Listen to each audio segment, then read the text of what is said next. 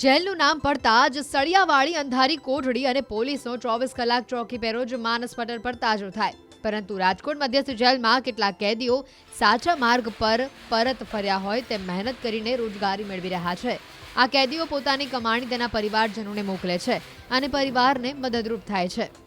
દ્રશ્યોમાં તમે જોઈ જ રહ્યા છો તે રાજકોટની મધ્યસ્થ જેલ. આ જેલમાં જુગાર, ચોરી, હત્યા અને આતંકી પ્રવૃત્તિ સહિતના ખૂંખાર ગુનાને અંજામ આપનાર આરોપીઓ અહીંયા સજા કાપી રહ્યા છે. પરંતુ આ જેલમાં સજા કાપી રહેલા કેદીઓ પૈકી 262 કેદી એવા છે જેઓ આકરી મહેનત કરીને સાચા રસ્તે પરત ફર્યા છે. પોતાની ભૂલનો સ્વીકાર કરીને પરિવારને પણ મદદરૂપ થવાની દિશામાં આગળ વધી રહ્યા છે. જેલની બહાર મોટા ગુનાઓને અંજામ આપીને સજા કાપતા આ કેદીઓ પૈકી અને કેદીઓ મહેનત કરતા જોવા મળી રહ્યા છે. અહીંયા કોઈ ફર્નિચર કામ કરી રહ્યું છે તો કોઈ વણાટ કામ કરી રહ્યું છે, કોઈ કાપડ બનાવી રહ્યું છે તો કોઈ લસણ ફોલી રહ્યું છે. આ બધા જ દ્રશ્યો રાજકોટ મધ્યસ્થ જેલની અંદર આવેલા ઉદ્યોગ વિભાગના છે. હાલ શિયાળાની સિઝન ચાલી રહી છે. સામાન્ય લોકો અળદિયા પોતપોતાના ઘરોમાં બનાવતા હોય છે અથવા તો વેચાતા લઈને આરોગે છે. ત્યારે રાજકોટ સહિત સૌરાષ્ટ્રભરમાં રાજકોટ જેલના અળદિયા પ્રખ્યાત છે. આ જેલમાં તો 302 કલમ હેઠળ એટલે કે હત્યાના આરોપસર બંધ રહેતો કેદી અહીંયા અળદિયા બનાવી રહ્યો છે. હાલ શિયાળાની સિઝન શરૂ થઈ ગઈ છે ત્યારે કેટલાક કેદીઓ છે તે અત્યારે અળદિયા બનાવી રહ્યા છે. રાજકોટ મધ્યસ્થ જેલમાં જે છે એ તાજેતરમાં જે છે એ જે કેદીઓ હોય છે તેમની પગાર પણ વધારવામાં આવ્યો છે. કેદીઓમાં પણ એક ઉત્સાહ છે. તો બીજી તરફ હાલ જે શિયાળાની ખાસ વાનગીઓ પણ બનાવી રહ્યા છે. હાલ આપણી સાથે અહીંયા કેટલાક કેદીઓ છે, આપણે એમની સાથે વાત કરીશું. શું કહેશો, તમારું નામ શું છે, તમે કયા ગુનામાં છો? મારું નામ હિતેશભાઈ મનુભાઈ જાદવ છે. 302 ગુનામાં આજીવન કેદની સજામાં છું.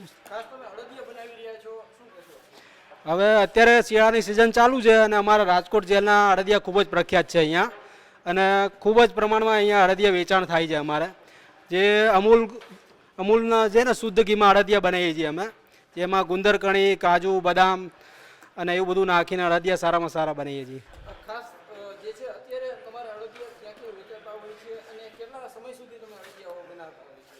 અમારા અળદિયા અત્યારે હાલ 1000 કિલોની આસપાસ બનાવી નાખેલા છે અને દરરોજ અળદિયા બનતા જ હોય છે અમારા.